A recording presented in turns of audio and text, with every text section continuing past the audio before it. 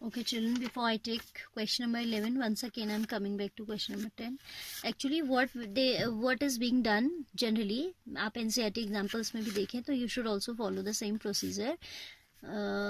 We should keep the terms containing dy and y on the left side and terms containing x and dx on the right hand side. तो आपका answer जो है exactly as answer sheet आ जाएगा. अपने आप में तो ये बिल्कुल ठीक आंसर है, but it will be exactly same as our answer sheet if we keep the differential equation in this form: dy fy equals to integration of fx dx. ठीक है, dx वैसे बाद में लिखना चाहिए, fx dx and fy dy. तो आपका ये आंसर बिल्कुल वैसा ही आता, c1 minus ex equals to 10y. So you need to do it once again, keeping terms containing y on left and terms containing x on right. और इसी को आप हमेशा क्या करो, फॉलो करो, क्योंकि आपको जहाँ थियरी दी है वो इसी फॉर्म में दे रहा है, तो आंसर भी वो accordingly it's giving the answer in the same format. So in order to avoid mismatch of the answers, we should follow the same pattern. Integration fy dy on left equals to integration of fx dx. ठीक है, अब आप यही करोगे, right. Now ये कहता है in 11th, for each of the after 10th it is giving for each of the differential equations in exercises 11 to 14 find a particular solution. It is saying satisfying the given condition. There are 4 questions. Out of these 4 I will make you do only 2. ठीक है, and rest of the 2 questions you will do yourself. If any confusion arises you can text me, otherwise all are similar, तो मुझे लगता नहीं कि सारे कराने चाहिए. 11th कहता है x cube plus x square plus x plus 1 into d y by d x equals to twice of x square plus x where into comma y equals to 1 when x equals to 0. जब ये condition आपको दे रहा है तो ये क्यों दे रहा है? For finding out the value of C. It means हमें पर्टिकुलर सोल्यूशन बताना है, कह भी रहा है क्वेश्चन, तो particular solution means C evaluate करना होगा. तो with the help of this information we will be able to evaluate the unknown C. ठीक है, तो यहाँ भी हम वेरिएबल सेपरेबल फॉर्म लगाएंगे. Then we get D Y is equal to twice of X square plus x upon this x cube into x square. I am rewriting as x square. अगर common ले लूँ तो x plus 1 plus x into x plus 1. मैं इसे उसी factor form में right hand side में भेजी हूँ. You can do it later on also in order to I want to solve the sum in the single page, that is why मैंने ये दिखाया नहीं, डायरेक्ट लिख दिया. ठीक है, आप भी डायरेक्ट लिख सकते हैं. This is factorizable into x square plus 1 into x plus 1. ठीक है, तो dy equals to this into dx. Now we'll write integrating both sides. Integration of dy is equal to integration of twice of x square plus x upon x plus 1 x square plus 1 dx.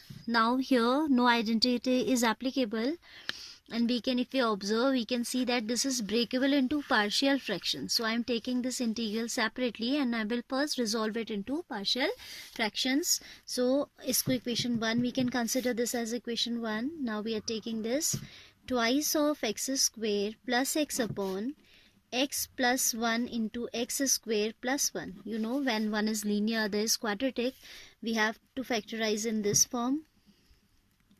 Plus bx plus c. I hope you remember this all. हमने class में बहुत अच्छे से किया था. x square plus 1. ठीक है. Then this is twice of x square plus x is equal to a into x square plus 1 plus bx into x plus 1. That will give you bx square plus x plus c into x plus 1. ठीक है, you know, LCM लिया तो denominator cancel हो जाएगा, and then a into x square plus 1 plus bx into x plus 1. That means x square plus x plus c into x plus 1. Comparing the coefficients of x square, first equation I am framing out by comparing the coefficient. आप लिखेंगे comparing the coefficient of x square both sides. This will be a plus b is equal to 2. Equation number 1. Comparing the coefficients of x, b plus c equals to 1. b plus c equals to 1. And third is comparing the constants both sides. So a plus c equals to 0. a plus c equals to 0. ठीक है, equation number 2 this is, and this is 3. अब हम c इन दोनों को अगर subtract करें तो हमें मिल जाता है a b minus a equals to 1. है ना। Equation number second minus third किया हमने, ये तो आपका अपना कैलकुलेशन है, anyhow you can do, ठीक है। So this is b minus a equals to 1 and a plus b equals to 2, a plus b equals to 2. On adding these two we have twice of b equals to 3, तो I can write b equals to 3/2. b 3/2 आप यहाँ रखेंगे तो that will imply a equals to half and c is equal to minus a from third one, तो c आपका निकल आया minus half, तो सारे निकल आए. Then this becomes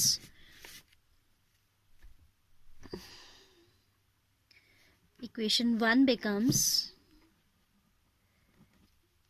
integration of dy I can write as y and this integral I will break into this form, ठीक है. या पहले लिख लेते हैं एक step, dy equals to integral of a by x plus 1, a is half of x plus 1 dx, ठीक है, plus bx plus c, plus b is 3/2, तो plus c that is minus half whole by x square plus 1 into dx, ठीक है, जिसको हम फिर लिख सकते हैं y is equal to half of integration dx upon x plus 1 plus half of integration of 3x minus 1 by x square plus 1 dx, right.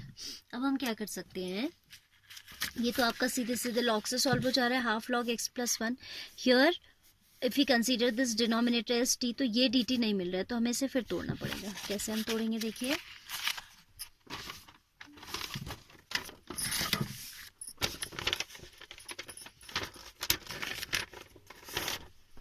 what we can do here is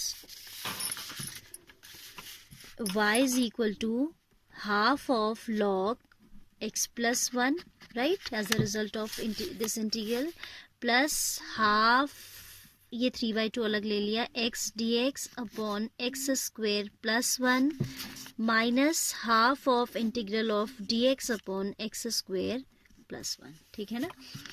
now what we will do, अगर हम इसे t consider करें तो half dt बन जाएगा ये numerator, and यहाँ तो आपका क्या हो जाएगा, सीधे tan इनवर्स लग जाएगा. tan inverse integration dx upon x square plus 1 is equal to tan inverse x.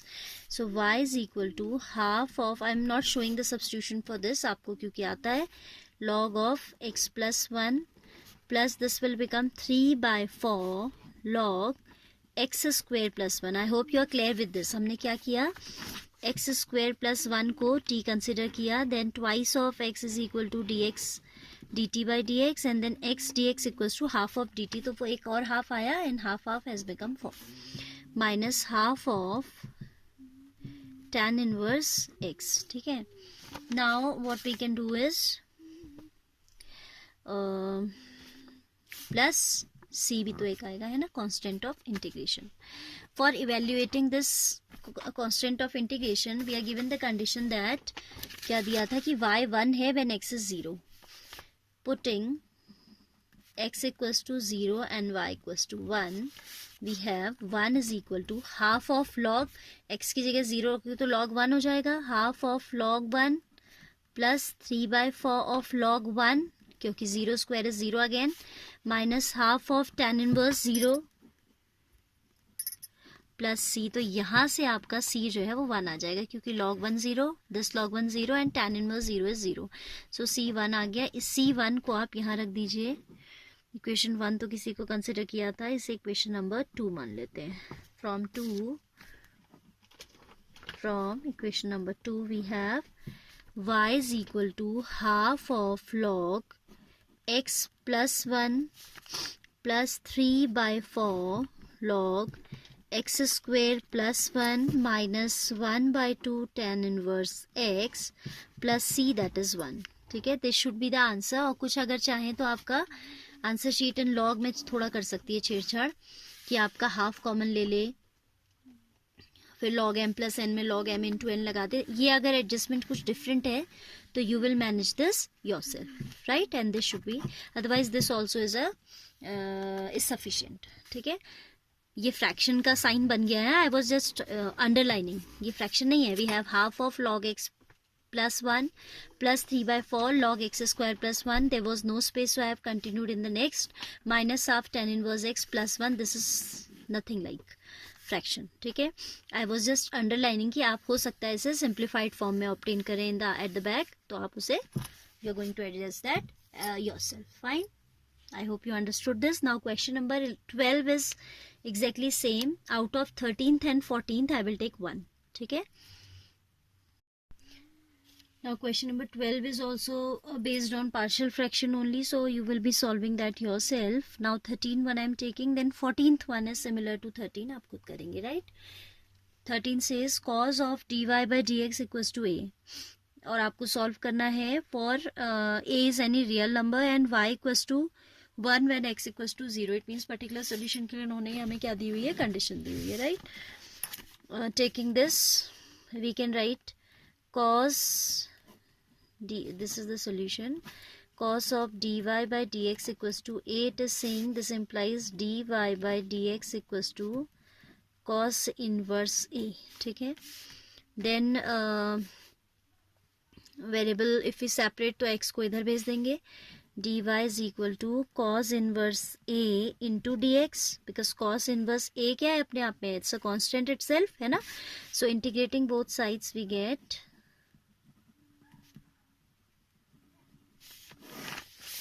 what do we get? Integration of dy is equal to cos inverse a being constant will remain out of the scene, and integration of dx. So y is equal to cos inverse a into x, right, plus c. Now it says when x is 0 y is 1. ठीक है, x 0 होगा तो ये पूरा expression क्या बन गया, 0 बन गया. 1 is equal to cos inverse a into 0, cos inverse a into 0 plus c. This implies c हमारा this time also we are getting c equals to 1. Therefore solution क्या हो जाएगा, from 1 y is equal to x cos inverse a plus 1. This will be the required answer. Fine, simple equation काफ़ी